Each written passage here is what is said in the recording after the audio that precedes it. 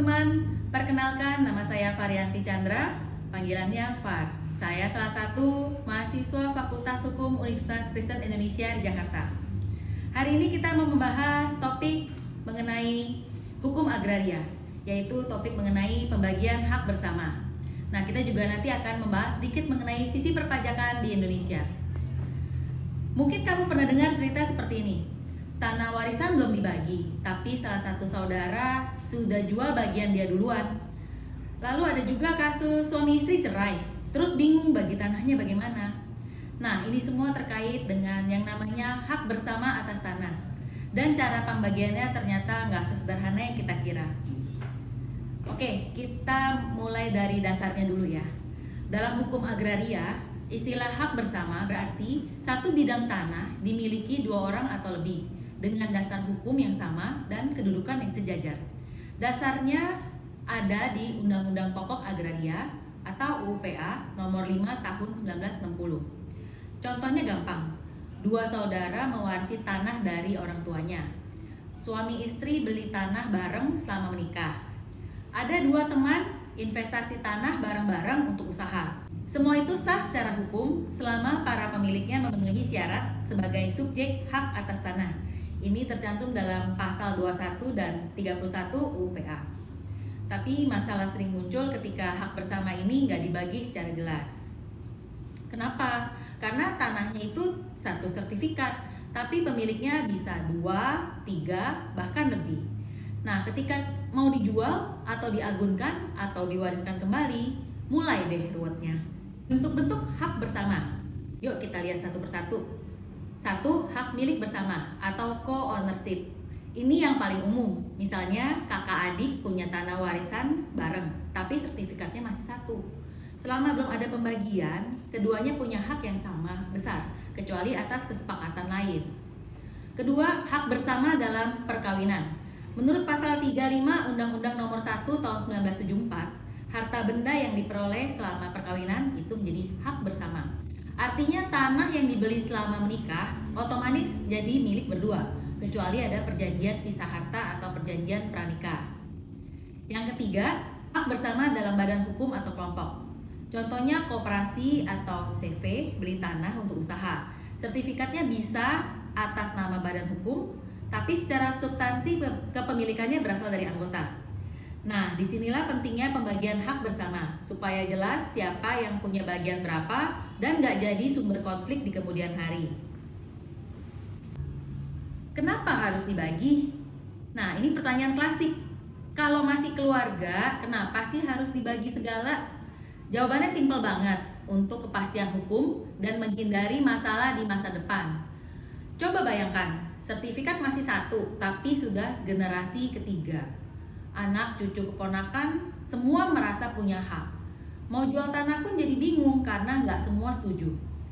Nah, kalau sudah begitu, ujung-ujungnya bisa jadi sengketa. Dan percayalah, sengketa tanah antar keluarga itu paling ribet dan bisa bertahun-tahun di pengadilan. Selain itu, tanah yang belum dibagi juga susah dijadikan agunan karena status kepemilikannya masih bersama. Jadi, pembagian hak bersama bukan cuma soal siapa dapat berapa meter, tapi juga soal kepastian hukum dan ketenangan hati. Cara membagi hak bersama. Sekarang kita bahas gimana sih cara membagi hak bersama secara sah dan rapi. Ada beberapa cara, tergantung kondisi masing-masing. Yaitu satu, pembagian secara musyawarah. Ini cara yang paling damai dan hemat. Semua pemilik duduk bareng, sepakat pembagiannya, lalu buat akte pembagian hak bersama di hadapan PPAT atau pejabat pembuat akte tanah. Selain itu, daftar ke PPN untuk pemecahan sertifikat atau splitting. Hasilnya nanti tiap orang punya sertifikat atas namanya masing-masing. Yang kedua, pembagian melalui jual beli antar pemilik. Kadang salah satu pihak mau lepas bagian, misalnya kakaknya jual bagian ke adiknya. Nah, ini bisa juga. Tapi karena ada transaksi uang, ya kena pajak. Nanti kita bahas di bagian pajak ya. Yang ketiga ada pembagian lewat pengadilan. Kalau sudah nggak bisa musyawarah, ya mau nggak mau harus lewat pengadilan negeri. Hakim akan menilai bukti kepemilikan dan memutus pembagiannya. Putusan pengadilan ini jadi dasar untuk bikin akte pemisahan di PPAT dan dan pecah sertifikat di BPN. Tantangan di lapangan. Masalahnya di dunia nyata pembagian hak bersama sering terhambat. Alasannya antara lain dokumen gak lengkap, misalnya sertifikat masih atas nama orang tua yang sudah meninggal. Yang kedua, ahli waris nggak sepakat. Ketiga, biaya pemecahan sertifikat dianggap mahal. Yang keempat, kurangnya kesadaran hukum. Padahal kalau ditunda terus, semakin lama semakin rumit. Kadang bahkan ada pihak luar yang memanfaatkan situasi, misalnya menguasai tanah tanpa hak karena statusnya belum jelas. Jadi pesan saya, jangan tunggu sampai ada masalah, urus dari sekarang. Nah, ini bagian yang sering dilupakan. Pembagian hak bersama juga punya dampak pajak loh. Dalam perpajakan, sistem peralihan hak atas tanah dan bangunan bisa kena 2 jenis pajak. Yang pertama, PPh final pasal 4 ayat 2, yaitu 2,5% dari nilai transaksi. Yang kedua, BPHTB atau bea perolehan hak atas tanah dan bangunan. Nilainya 5% dari nilai perolehan setelah dikurangi NPOP TKP. Tapi tenang dulu, nggak semua pembagian hak kena pajak. Jadi berdasarkan pasal 1 Peraturan Pemerintah Nomor 34 Tahun 2016 tentang pajak penghasilan atas penghasilan dari hak atas tanah dan atau bangunan dan perjanjian pengikatan jual beli atas tanah dan atau bangunan, bentuk pengalihan hak atas tanah dan atau bangunan PHTB yang terutang PPh final antara lain melalui penjualan, tukar menukar, pelepasan hak, lelang, hibah, waris atau cara lain yang disepakati antar pihak. Namun demikian, pasal 6 huruf B PP 34 tahun 2016 mengatur bahwa yang dikecualikan dari kewajiban pembayaran atau pemotongan PPh atas PHTB salah satunya adalah orang pribadi yang melakukan hibah kepada keluarga saudara dalam garis keturunan lurus 1 derajat. Sehingga walaupun terutang PPh final, hibah dapat dibebaskan dari pengenaan pajak jika dilakukan dari orang tua kepada anak kandungnya atau sebaliknya, dari anak kandung kepada orang tua. Syaratnya adalah pemberi hibah harus mendapatkan SKB hibah dari kantor pelayanan pajak. Jadi, warisan bukan objek pajak. Tidak ada perdebatan lagi bahwa warisan merupakan penghasilan yang dikecualikan dari objek pajak. Hal ini diatur di pasal 4 ayat 3 huruf B Undang-Undang Pajak Penghasilan. Bunyi ketentuannya dari dulu hingga sekarang tidak ada perubahan. Secara kalimat lengkapnya, yang dikecualikan dari objek pajak adalah warisan. PPh terutang atas PHTB atas hibah dari orang tua atau pemberi hibah ke anak kandung, penerima hibah dapat dibebaskan apabila pemberi hibah mengajukan permohonan SKB hibah kepada KPP tempat pemberi hibah tersebut terdaftar. Setelah SKB hibah diterbitkan oleh KPP pemberi hibah, penerima hibah dapat menunjukkan SKB PPh atas PHTB tersebut kepada notaris atau kantor pertanahan apabila diurus secara mandiri.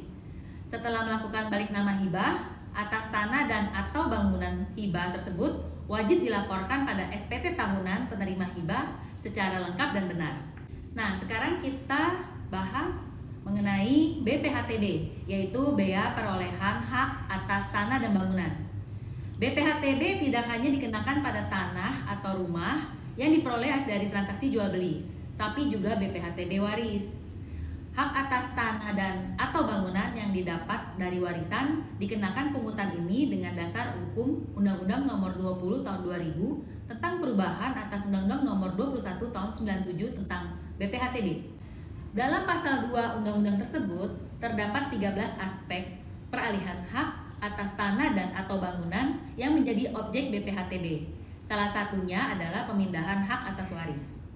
Oleh karena itu penting untuk mengetahui perihal seluk-beluk BPHTB waris yang bertujuan untuk memanfaatkan agar harta warisan berupa tanah atau rumah sesuai kebutuhan.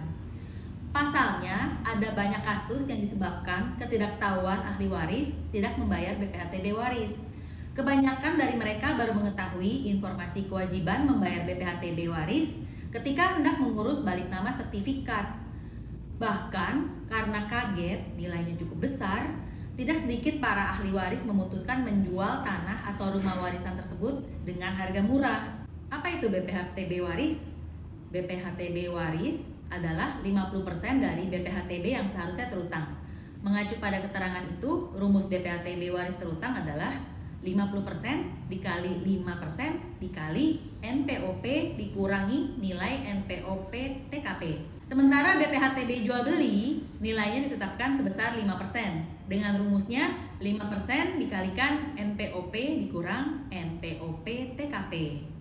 Saat ini biaya BPHTB telah diatur oleh pemerintah daerah.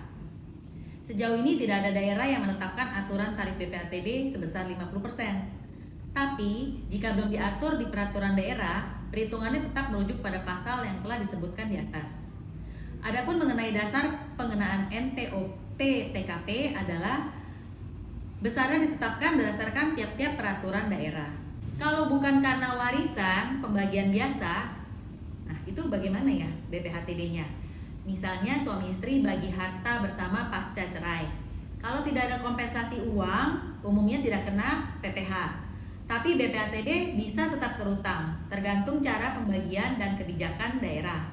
Beberapa Pemda kasih pembebasan BPHTB kalau hanya pemecahan nama tanpa jual beli. Nah, kalau ada transaksi uang, misalnya salah satu pihak membeli bagian pihak lain. Nah, ini sudah dianggap transaksi jual beli. Jadi otomatis kena PPh 2,5% tambah BPHTB 5%. Makanya penting banget akte PPAT menjelaskan ini pembagian bukan jual beli supaya nggak disalahpahami Fiskus. Nah, di sini saya mau memberikan tip praktis untuk teman-teman nih. Biar aman, ada beberapa tips, yaitu 1. Selalu buat akte pembagian hak bersama di depan PPAT. Jangan hanya pakai surat pernyataan biasa. 2. Sertakan keterangan bahwa tidak ada kompensasi uang kalau memang murni pembagian. 3. Pastikan semua pihak tanda tangan dan sepakat. 4. Konsultasikan dulu ke konsultan pajak terdaftar atau juga bisa ke kantor pajak terdekat. Selain itu, ke BPN biar prosesnya lancar. Ingat, kesalahan kecil di akte bisa bikin kamu kena pajak yang sebenarnya nggak perlu dibayar. Jadi teman-teman, pembagian hak bersama itu kelihatannya administratif, tapi sebenarnya menyangkut 3 hal penting, yaitu 1. Kepastian hukum, biar kepemilikan jelas. 2. Keadilan keluarga, biar nggak ribut di belakang hari. 3. Kepatuhan pajak, biar nggak kena masalah fiskal di kemudian hari. Tanah itu bukan aset, tapi juga warisan nilai dan sejarah keluarga. Jadi kelola dengan bijak, jangan tunggu ribut dulu baru diurus. Demikianlah penyampaian saya hari ini. Semoga bermanfaat untuk teman-teman semua. Jadi, stay tune dan sampai jumpa di lain waktu ya. See ya!